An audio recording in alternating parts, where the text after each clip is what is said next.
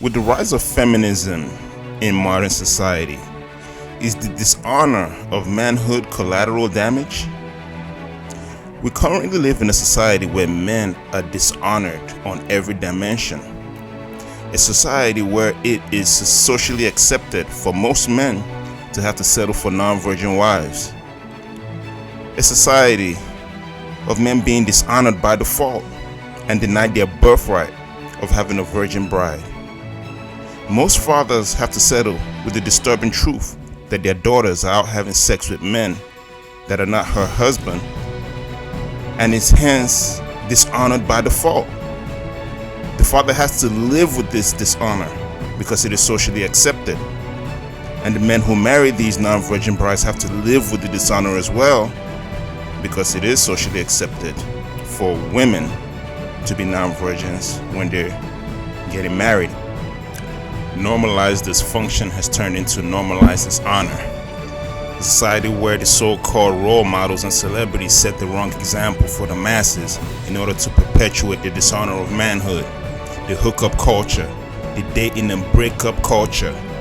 A society where a so-called crown prince forfeited his birthright and that of his posterity in order to get married to a non-virgin woman, and is perceived as some kind of romantic, sets the wrong example. Maybe they are truly in love, whoever the prince is married to, and maybe she gives him what he needs. But with all his material wealth and riches, I truly do not envy him. A society where non-virgin single women try to dishonor men by proudly saying to them to their faces, "We don't need you. We're independent." And these women feel very empowered because they have good jobs, they have their own money, their own home. When in truth, as followers of Christ, we don't need them because they have been defiled and they're carrying the DNA of multiple men. They have no peace. They suffer from multiple personalities. They get sexual gratification through pornography, and they use battery-powered sex toys as a substitute for true love and intimacy. The truth is, we don't need them neither. These women have already dishonored their fathers because he wasn't involved in the process of finding her a husband of good character while she was a virgin and ready to start having sex. Instead, they seek to make men stumble through manipulation by wearing tight-fitted clothes, shorts that show off their legs and thighs, revealing garments that show cleavage, desperately seeking attention from strangers.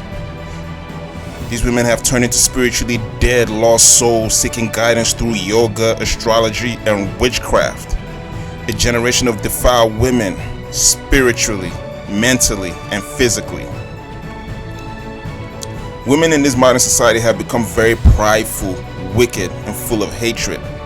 They get enraged at the thought of being held accountable for their behavior, not knowing that the high esteem they possess is only in a society that is drowning in delusion.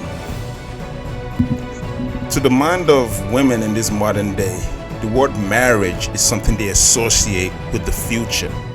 It's never considered in the present, even though she is of childbearing age and sometimes already having sex.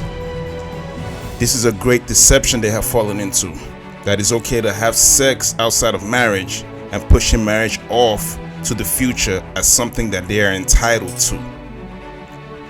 The greedy corporations profit from this problem by opening abortion clinics, selling condoms, birth control pills, and contraceptives. This is pure wickedness, and only wicked women think these are valuable solutions.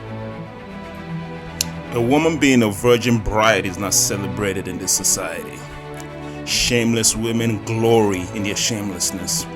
Dishonorable behavior is perceived as normal behavior. It looks like this chaos is a price of feminism and a bigger population control agenda. There are some mistakes that are best not learned by experience because of the irreversible consequences. And a woman losing her virginity to a man that isn't her husband is one of them. A lot of women are victims of poor parental guidance and wicked societal norms. Some women learn from their mistakes and repent. The wickedness of this world chewed them up and spit them out, and they found refuge in the Most High, and only the Most High can judge them. The truth is, a righteous man deserves a virgin bride, and a righteous father deserves the honor of his daughter being a virgin at the time of her wedding. A righteous man deserves for his daughter to be married to a righteous man, and for his grandchildren to be raised in a home grounded in truth and righteousness. Matthew 7:13 says, "Enter ye in at the straight gate.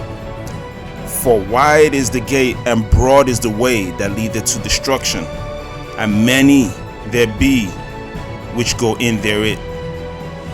Because straight is the gate and narrow is the way that leadeth to life, and few there be that find it."